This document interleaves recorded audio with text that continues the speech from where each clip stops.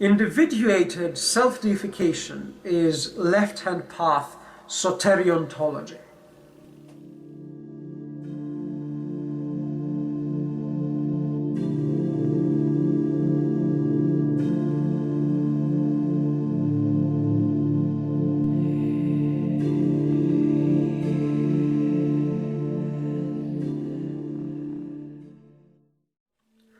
When I was writing my master's thesis, I came across the term soteriontology, used to describe specific aspects of Neoplatonic metaphysics, wherein contact with the transcendent offered a form of ontological salvation through elevation of ontological status. This, of course, is definitely not exclusive to Neoplatonic thought.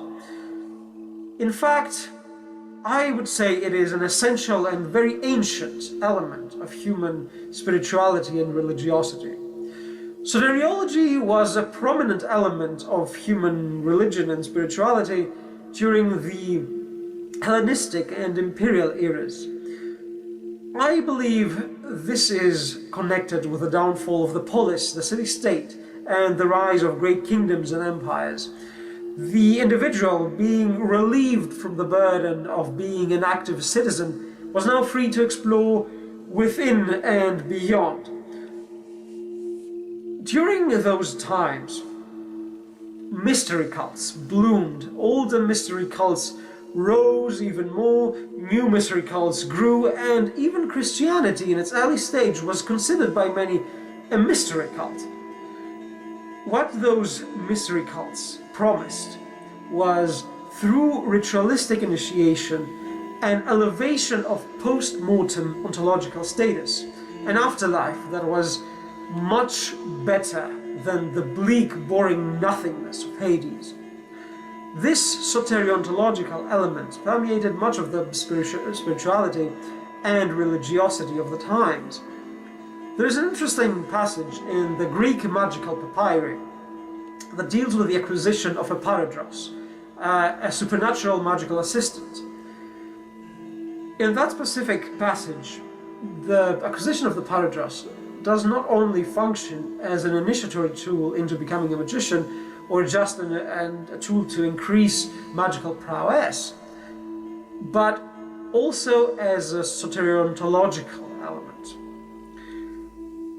Through acquiring kinship with this higher being, entity from a higher plane, through acquiring the paradros, you now have kinship with a higher being, and therefore you have elevated your ontological status. And therefore, after death, according to the papyrus, you will not go to Hades, but become an aerial spirit, like the spirit you have bound to yourself and to your service. We can see that this is an interesting and strong element within spirituality and religion, this soteriontology. And I would argue that the left-hand path does also have an element of soteriontology. And it is what I call the Serpentine promise. The idea that the left-hand path is an initiatory path toward reaching a state of individuated self-deification. Whether this is meant metaphorically or literally is irrelevant. It's the same thing. And this idea of individuated self-deification is not exclusive to the left-hand path. Transhumanism, for example, does deal with this idea a lot. And more than that, I generally believe that the Serpentine promise, the idea of reaching individuated self-deification, is generally an important element of what I like to call anthropic teleontology. But that is a discussion for another time.